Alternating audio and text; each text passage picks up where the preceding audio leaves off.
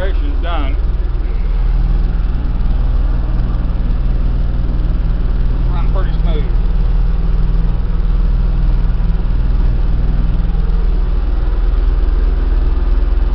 I can see the mirror is not rattling. The hood not rattling. Before, they were shaking pretty good.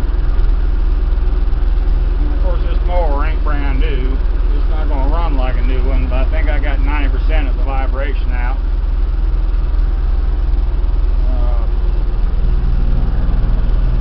Looks like it's doing pretty good.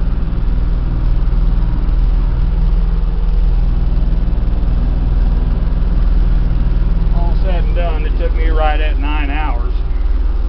It was a very, very long day. But it's fixed till it breaks again. That's all that matters, really. Did a video when I was in process on the work. I think I did. I don't know when I get home. Let's see if anything's there.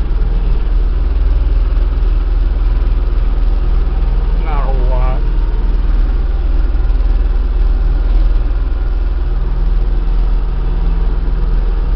This is about it at the farm for... Can't come up next weekend. I have to go to